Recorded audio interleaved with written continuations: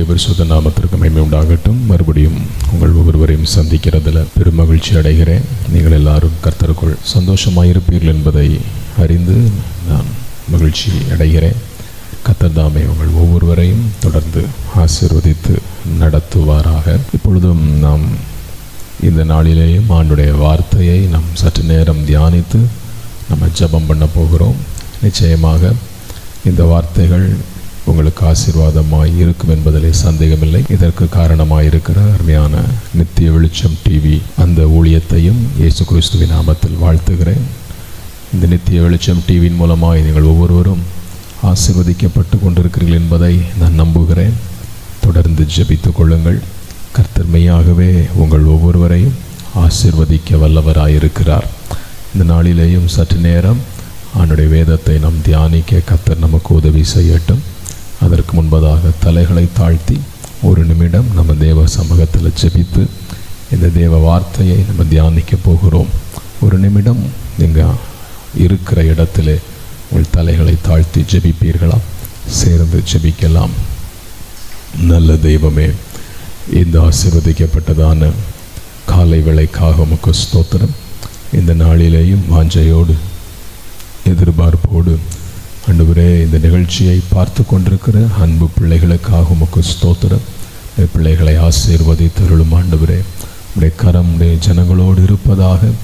ஆண்டவரே, இதை பார்க்கிற ஜெபிக்கிற விசுவாசிக்கிற ஆண்டவரே எல்லாரையும் கர்த்தர் நீர் தனித்தனியாக ஆசீர்வதித்தருள வேண்டும் என்று இயேசு கிறிஸ்துவின் நாமத்தில் நான் ஜெபிக்கிறேன். ஒவ்வொருவரையும் காத்துக்கொள்ளும், ஒவ்வொருவரையும் வழிநடத்தும், ஒவ்வொருவருக்கு வேண்டிய நன்மையை செய்தருளும். இந்த நாள் நம்முடைய பிள்ளைகளுக்கு ஆசீர்வாதமாக இருக்கட்டும் என்று நான் ஜெபிக்கிறேன். உங்கள் நாமம் மகிமைப்படட்டும். ஆசீர்வதியும். இயேசு கிறிஸ்துவின் மூலம் ஜெபிக்கிறோம் பிதாவே, ஆமேன். மறுபடியும் உங்கள் ஒவ்வொருவரையும் இயேசு கிறிஸ்துவின் நாமத்தினாலே வாழ்த்துகிறேன். தொடர்ந்து நாம் கர்த்தருடைய வார்த்தையை தியானிப்போம். கர்த்தர் நம்மை ஆசீர்வதிப்பாராக. வழக்கமாக ஒரு வேத பகுதியை நாம் தியானித்து கொண்டே இருக்கிறோம். இயேசு எப்படிப்பட்டவர்? லூக்கா எழுதின சுவிசேஷம் 19ஆம் அதிகாரம் 3ஆம் வசனத்திலே ஒரு மனிதன் இயேசு எப்படிப்பட்டவர் என்பதை அறிந்து கொள்ள விரும்பினான். எல்லாரும் இயேசுவை தேடுகிறார்கள், பின்பற்றுகிறார்கள்.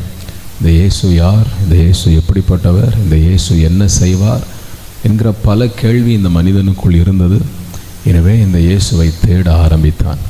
தேவஜனமே, இதே போல உங்களுக்குள்ளும் இந்த இயேசு எப்படிப்பட்டவர், இந்த இயேசுவை நான் அறிந்து கொள்ள விரும்புகிறேன் என்பதை என்கிறதாக உங்கள் வாஞ்சை ஆசை இருக்கும் என்றால் நிச்சயமாக இந்த நிகழ்ச்சி உங்களுக்கு பிரயோஜனமாக இருக்கும்.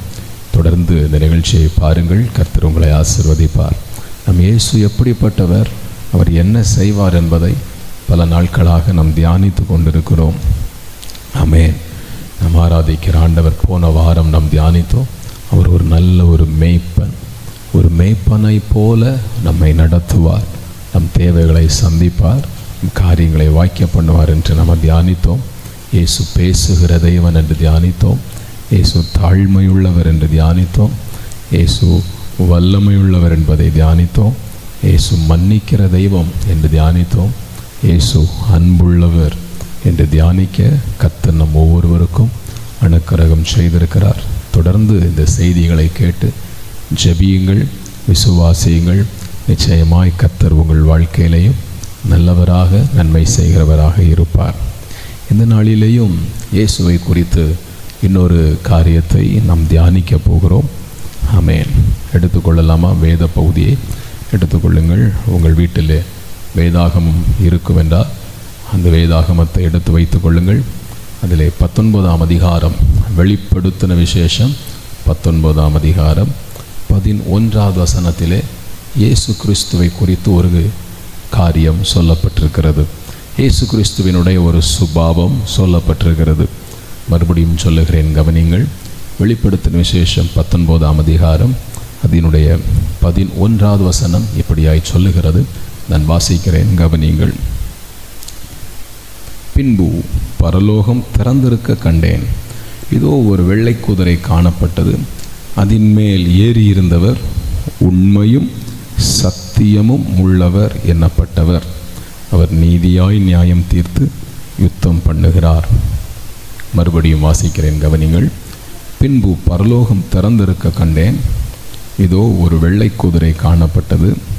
அதன் மேல் ஏறி இருந்தவர் உண்மையும் சத்தியமும் உள்ளவர் எண்ணப்பட்டவர். அவர் நீதியாய் நியாயம் தீர்த்து யுத்தம் பண்ணுகிறார் என்று சொல்லப்பட்டிருக்கிறது. இந்த வேத பகுதி யாரை குறித்து சொல்லப்பட்டிருக்கிறது? அந்த குதிரை, ஒரு குதிரையின் மேல் ஏறி இருந்தவர் என்று வாசிக்கிறோம். இந்த குதிரையின் மேல் ஏறி இருந்தவர் யார் என்றால் அவர்தான் ஆண்டவராகிய இயேசு கிறிஸ்து. தொடர்ந்து இருக்கிற வசனங்களை நீங்கள் வாசித்து பார்ப்பீர்கள் என்று சொன்னால் அது இயேசு கிறிஸ்து என்பதை நீங்கள் விளங்கி கொள்ள முடியும். ஆம் தேவ பிள்ளைகளே, இந்த வசனம் சொல்லுகிறது, நாம் வாசித்து இந்த வசனம் சொல்லுகிறது, நம் ஆராதிக்கிற ஆண்டவராகிய இயேசு கிறிஸ்து எப்படிப்பட்டவராம்? அவர் உண்மை உள்ளவர். அவர் உண்மையும் சத்தியமும் உள்ளவர். அவர் உண்மை உள்ளவர் என்று வேதம் சொல்லுகிறது. இந்த நாளிலேயும் நாம் சிந்திக்க போகிற காரியம், இயேசு உண்மை உள்ளவர் என்பதை தொடர்ந்து இருக்கிற நேரத்திலே நாம் சிந்திக்க போகிறோம். இயேசு எப்படிப்பட்டவர்? இயேசு உண்மை உள்ளவர். இயேசு உண்மை உள்ளவர் என்பது இரண்டு விதத்திலே நாம் தியானிக்க முடியும். உண்மை உள்ளவர் என்பது இயேசு கிறிஸ்துவினுடைய ரியாலிட்டியை காண்பிக்கிறது.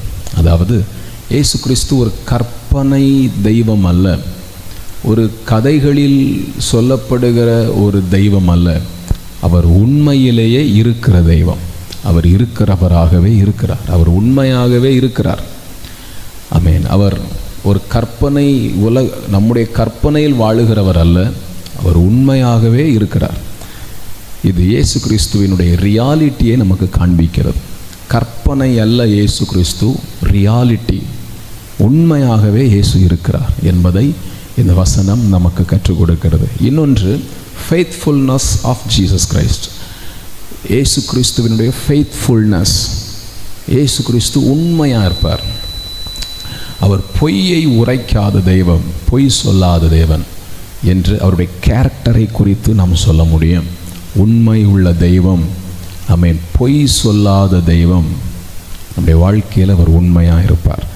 ஆமென். ஆம் தேவ பிள்ளைகளை, இதை பார்க்கிறவங்க ஒவ்வொருவருக்கும் இயேசு உண்மையுள்ளவராக இருப்பார் என்பதிலே எந்த சந்தேகமும் இல்லை. தொடர்ந்து நாம் தியானிக்க போகிறோம். நம் இயேசு கிறிஸ்து எந்தெந்த காரியத்தில் உங்களுக்கு அவர் உண்மையுள்ளவராக இருப்பார் என்று நம் வேத வசனத்தின் மூலமாக நாம் தியானிக்க போகிறோம். முதலாவது எடுத்துக்கொள்ளலாமா? 1 தெசலோனிக்கேயர் 5ஆம் அதிகாரம் அதனுடைய 24வது வசனத்தை நான் வாசிக்கிறேன், கவனியுங்கள். 1 தெசலோனிக்கேயர் 5ஆம் அதிகாரம் அதனுடைய 24ஆம் வசனம் இப்படியாய் சொல்லுகிறது: உங்களை அழைக்கிறவர் உண்மையுள்ளவர், அவர் அப்படியே செய்வார். உங்களை அழைக்கிற தெய்வம் அவர் உண்மையுள்ளவர் என்று வேதம் நமக்கு கற்றுக் கொடுக்கிறது. ஆம் தேவ பிள்ளைகளே, ஆண்டவராகிய இயேசு கிறிஸ்து உங்களை அழைக்கிறார். உங்களை அழைக்கிற தெய்வம். ஆமென். இதே வசனம் இன்னொரு முறை கொரிந்தியருக்கு எழுதின நிருபத்திலேயும் வாசிக்க முடியும். 1 கொரிந்தியர் 1ஆம் அதிகாரம் அதனுடைய 9வது வசனம் நமக்கு கற்றுக் கொடுக்கிறது. 1 கொரிந்தியர் 1ஆம் அதிகாரம் 9ஆம் வசனம் சொல்லுகிறது: தம்முடைய குமாரனும் நம்முடைய கர்த்தருமாய் இருக்கிற இயேசு கிறிஸ்துவுடனே ஐக்கியமாய் இருப்பதற்கு உங்களை அழைத்த தெய்வன் உண்மையுள்ளவர். இந்த 2 வசனங்களும் நமக்கு கற்றுக் கொடுக்கிறது. நாம் ஆராதிக்கிற ஆண்டவராக இயேசு கிறிஸ்து எதிலே உண்மை உள்ளவராக இருப்பாராம்? இந்த வசனம் சொல்லுகிறது, அழைத்த அழைப்பிலே உண்மை உள்ளவராக இருப்பார். ஆமென். இயேசு கிறிஸ்து உங்கள் எல்லாரையும் அழைக்கிறார். இயேசு கிறிஸ்து எல்லாரையும் அழைக்கிறார். எதற்கு? உங்களை ஆசீர்வதிப்பதற்கு, உங்களை அரவணைப்பதற்கு, உங்களை அன்பு கூறுவதற்கு. தேவ பிள்ளைகளை, இயேசு உங்களை அழைக்கிறார். உங்களை பரலோக ராஜ்யத்திற்கு கூட்டிக் கொண்டு செல்வதற்கு இயேசு உங்களை அழைக்கிறார். நீங்கள் பரிசுத்தமாய் வாழ்வதற்கு இயேசு உங்களை அழைத்திருக்கிறார். இயேசுவோடு கூட இருப்பதற்கு இயேசு உங்களை அழைத்திருக்கிறார். நீங்கள் ஆசீர்வதிக்கப்படணும் அப்படின்னு சொல்லி இயேசு உங்களை அழைக்கிற தெய்வனாக இருக்கிறார். உங்கள் பலகீனங்களை சுகவீனங்களை மாற்றுவதற்கு இயேசு கிறிஸ்து அழைக்கிற தேவனாய் இருக்கிறார். ஆமென். மத்தேயு எழுதின சுவிசேஷம் 11ஆம் அதிகாரம் 28வது வசனம் நமக்கு இப்படியாய் சொல்லுகிறது. மத்தேயு எழுதின சுவிசேஷம் 11ஆம் அதிகாரம் அதனுடைய 28வது வசனத்தை வாசிப்போம் என்றால், இயேசு எப்படி எல்லாரையும் அழைக்கிறார் பாருங்கள். ஆமென். வருத்தப்பட்டு பாரம் சுமக்கிறவர்களே, நீங்கள் எல்லாரும் என்னிடத்தில் வாருங்கள், நான் உங்களுக்கு இளைப்பாறுதலை தருகிறேன் என்று இந்த உலகத்தில் இருக்கிற எல்லா மக்களையும் இயேசு கிறிஸ்து தன் பட்சமாய் அழைக்கிறார். இயேசு அழைக்கிறார். ஆமென். எல்லாரும் என்கிட்ட வாங்கன்னு சொல்லி இயேசு கூப்பிடுகிறார். இந்த உலகத்தில் இருக்கிற எல்லா மக்களையும் கூப்பிடுறார். கஷ்டப்படுறீங்களா? என்கிட்ட வாங்க. போராட்டமாக இருக்கிறதா? என்னிடத்தில் வாருங்கள், நான் உங்களுக்கு இளைப்பாறுதல் தர விரும்புகிறேன். நீங்கள் என்னிடத்தில் வாருங்கள், என் கூட என் கூட நான் என்னோடு கூட நடங்க, என் கூட இருங்க, என்னிடத்தில் வாருங்க அப்படின்னு சொல்லி இயேசு இந்த உலகத்தில் இருக்கிற எல்லாரையும் அவர் பட்சமாய் அழைக்கிறார். எதற்கு? அவங்களை ஆசீர்வதிப்பதற்கு, அவர்களுக்கு இளைப்பாறுதலை தருவதற்கு. ஆமென். தேவஜனமே, இயேசு இன்னைக்கு உங்களையும் அழைக்கிறார். ஆமென். அவர் பக்கமாய் அழைக்கிறார். இயேசுவை விட்டு தூரம் போக வேண்டாம். தேவ பிள்ளைகளை, இயேசுவின் அருகில் வாருங்கள், இயேசுவின் சமீபமாய் கடந்து வாருங்கள். இயேசு உங்களை அழைக்கிறார். அந்த அழைப்புக்கு கீழ்ப்படியுங்கள். நிச்சயமாய் இயேசு கிறிஸ்து உங்கள் வாழ்க்கையில் இளைப்பாறுதலை தருவார், உங்களுக்கு சமாதானத்தை தருவார், உங்களுக்கு ஒரு விடுதலையை தருவார், நீங்கள் எதிர்பார்க்கிற நன்மையை தருவார். ஆமென். தேவ பிள்ளைகளே, இயேசு நம்மை அழைக்கிறார். ஆமென். இப்படி ஸ்தோத்திரம். இயேசு கிறிஸ்து எல்லாரையும் அழைக்கிறார். இப்படி அழைக்கப்பட்டவர்களிலே இயேசு கிறிஸ்து தன் சீஷர்களையும் அழைக்கிறார்.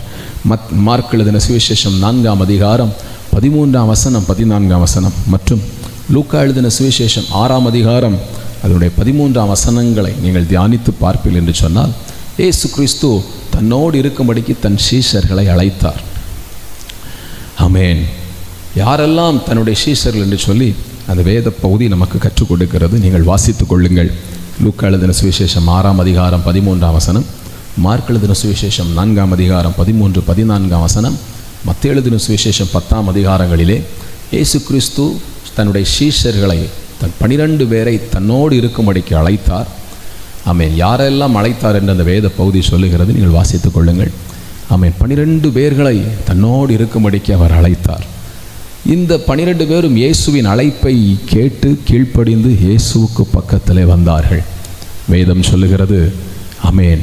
எப்படி இயேசு கிறிஸ்து அவர்களை அழைத்து, என் கூட இருங்க, நான் உங்களை காப்பாற்றுவேன், உங்களை நான் கைவிட மாட்டேன், உங்களை நான் ஆசீர்வதிப்பேன் அப்படின்னு இயேசு கிறிஸ்து அவர்களை அழைத்தாரோ, அந்த அழைப்பிற்கு அவர்கள் கீழ்ப்படிந்தார்கள்.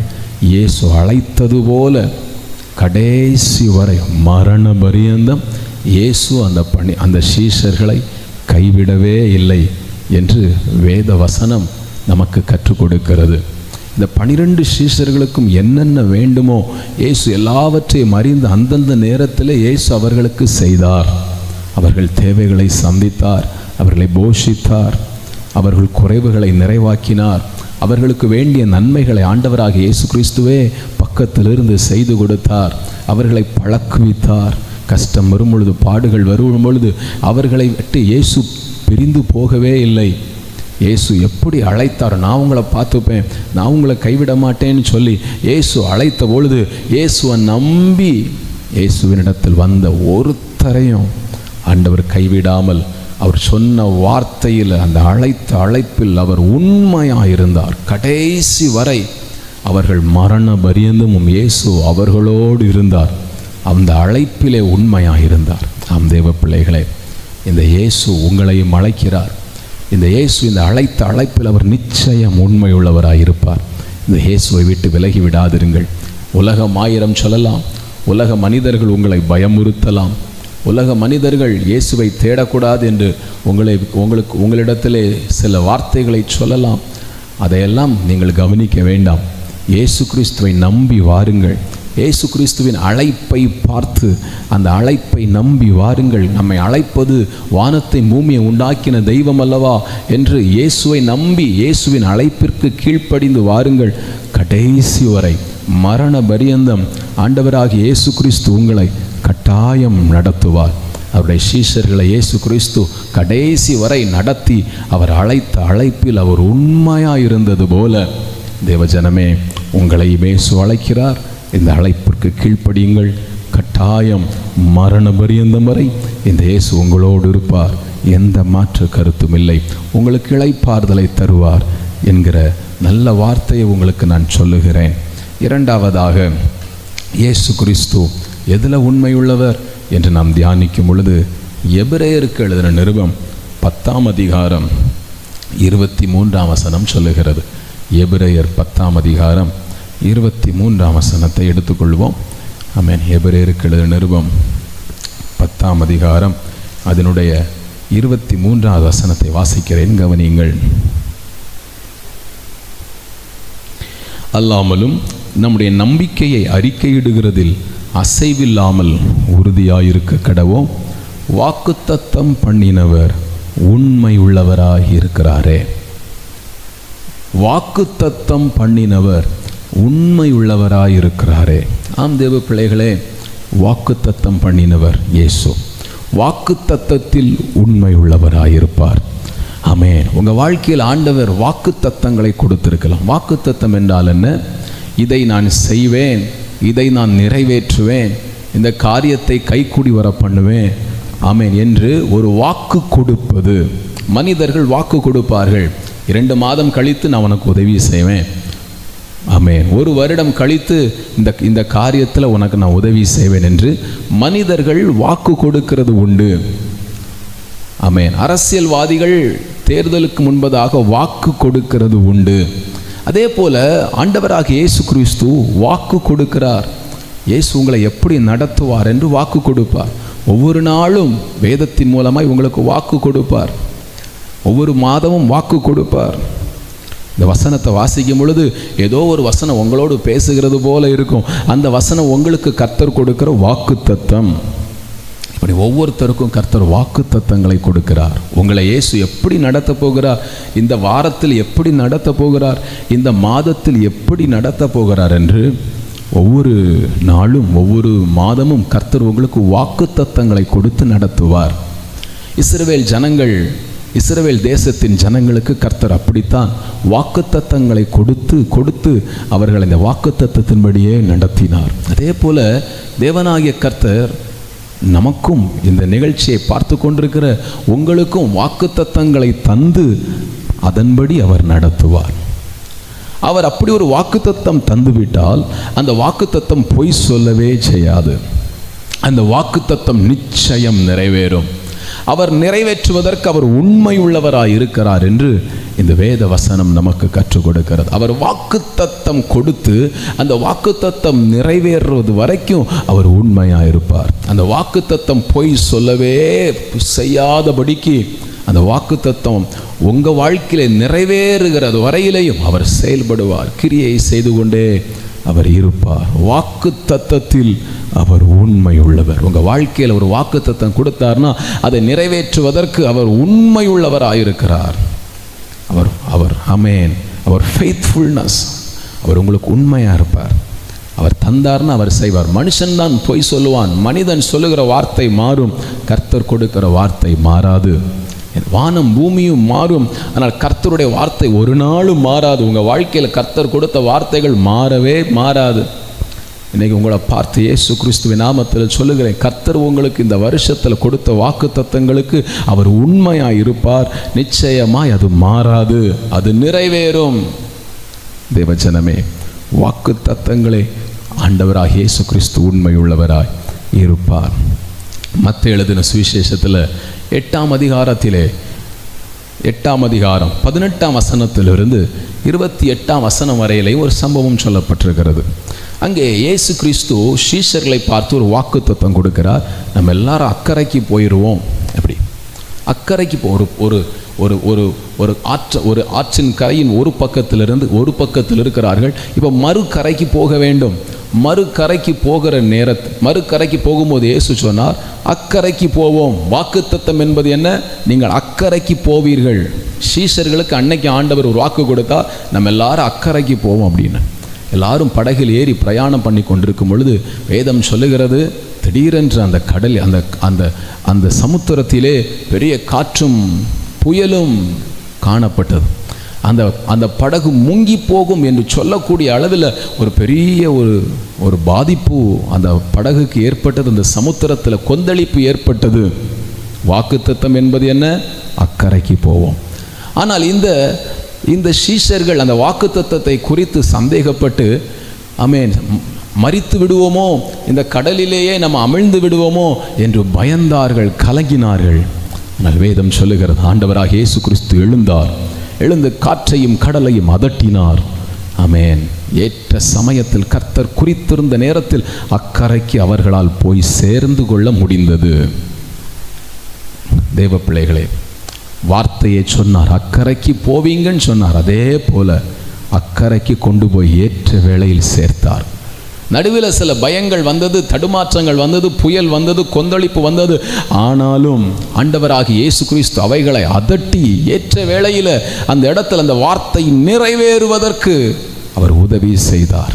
அதே போல என்னை கேட்கிற தேவ பிள்ளைகளே, உங்கள் வாழ்க்கையிலையும் இதே போல கர்த்தருடைய வார்த்தை வரும் பொழுது சந்தோஷமாக ஏற்றுக்கொள்வோம். திடீரென்று புயலும் கொந்தளிப்பும் இந்த வார்த்தை நிறைவேறுவதற்கு எதிராய் செயல்படுகிறது போல இருக்கும். கர்த்தர் கொடுத்த வாக்குத்தத்தத்திற்கும் நம் வாழ்க்கையில் நடக்கிற சம்பவத்திற்கும் சம்பந்தம் இல்லாதது போல இருக்கும். கவலைப்படாதிருங்கள், கலங்காதிருங்கள். அந்த நேரத்திலையும் இயேசுவை உறுதியாய் பிடித்து கொள்ளுங்கள். கர்த்தர் கொடுத்திருக்கிற வாக்குத்தத்தத்தை விசுவாசியுங்கள். நிச்சயமாக கர்த்தருடைய வார்த்தை பொய் சொல்லாது. கர்த்தர் நிச்சயமாய் உங்களை கரை சேர்ப்பார். இன்னும் 2 வார்த்தையை நான் சொல்லுகிறேன். கர்த்தர் கொடுக்கிற வாக்குத்தத்தம் என்னவென்றால், 1 கொரிந்தியர் 10:13 இப்படி ஒரு வார்த்தை வருகிறது. 1 கொரிந்தியர் 10:13 ஆண்டவர் சொல்லுகிறார், சோதனையை தாங்கிக் கொள்ளவும் சோதனையிலிருந்து தப்பி போகிற போக்கையும் ஏற்படுத்தவும் இயேசு உண்மையாயிருக்கிறார். இன்னைக்கு ஆண்டவர் உங்களுக்கு ஒரு வாக்கு கொடுக்கிறார். சோதனை உங்கள் வாழ்க்கையில் இருக்கிறதா? கஷ்டம் உங்கள் வாழ்க்கையில் இருக்கிறதா? இந்த காலை வேளையில் ஏதோ ஒரு சோதனை கண்டு கலங்கி கொண்டிருக்கிறீர்களா? தேவ பிள்ளைகளே, ஆண்டவராகிய இயேசு கிறிஸ்து இதிலிருந்து தப்பி போக பண்ண உங்களுக்கு உதவி செய்வேன் என்று வாக்கு கொடுக்கிறார். நிச்சயம் இந்த வாக்குக்கு அவர் உண்மையுள்ளவராயிருப்பார். இன்னொரு வசனம் சொல்லுகிறேன். 2 தெசலோனிக்கேயர் 3:3 சொல்லுகிறது, ஆண்டவராகிய இயேசு கிறிஸ்து உங்களை ஸ்திரப்படுத்தி தீமையிலிருந்து காத்து கொள்வதற்கு அவர் உண்மையுள்ளவராயிருப்பார். இன்னைக்கு கர்த்தர் உங்களுக்கு கொடுக்கிற வாக்குத்தத்தம் என்ன? ஆண்டவர் உங்களை ஸ்திரப்படுத்தி, நீங்கள் இருக்கிற நிலைமையிலிருந்து உங்களை ஸ்திரப்படுத்தி தீமையான சம்பவங்கள் உங்கள் வாழ்க்கையில் நடைபெறாதபடி உங்களை காத்து கொள்வதற்கு நான் உண்மையுள்ளவராய் இருப்பேன் என்று ஆண்டவர் வாக்கு கொடுக்கிறார். அவர் வாக்குத்தத்தத்தில் உண்மையுள்ளவர். அவர் வாக்கு மாற மாட்டார். உங்கள் வாழ்க்கையில் தீமைகள் வந்து விடுமோன்னு பயப்படுறீங்களா? ஆண்டவர் வாக்கு கொடுக்கிறார், அந்த தீமை உங்களை அணுகாது. சோர்ந்து போய் இருக்கிறீர்களா? பலன் இல்லாமல் இருக்கிறீர்கள், இதை எப்படி நான் சாதிப்பேன் என்று தெரியாமல் இருக்கிறீர்களா? ஆண்டவர் உங்களுக்கு வாக்கு கொடுக்கிறார், நான் உன்னை ஸ்திரப்படுத்துவேன். ஒரு பிரச்சனை வருது, இந்த பிரச்சனையிலேருந்து எப்படி வெளியே போகுதுன்னு தெரியல நினைக்கிறீங்களா? ஆண்டவர் உங்களுக்கு வாக்கு கொடுக்கிறார், அதிலிருந்து தப்பி போகிற போக்கை உங்களுக்கு உண்டு பண்ணுவேன். இந்த வார்த்தை நிறைவேற்ற இயேசு உண்மையுள்ளவர். வாக்கு தத்தத்தில் இயேசு உண்மையுள்ளவர் என்று நாம் வாசித்த எபிரேயர் 10:23 நமக்கு கற்றுக் கொடுக்கிறது. ஆம் தேவ பிள்ளைகளே, இயேசு எப்படிப்பட்டவர் தெரியுமா? அவர் உண்மையுள்ளவர். அவர் கற்பனை கதாபாத்திரம் அல்ல, அவர் உயிரோடு இருக்கிறார்.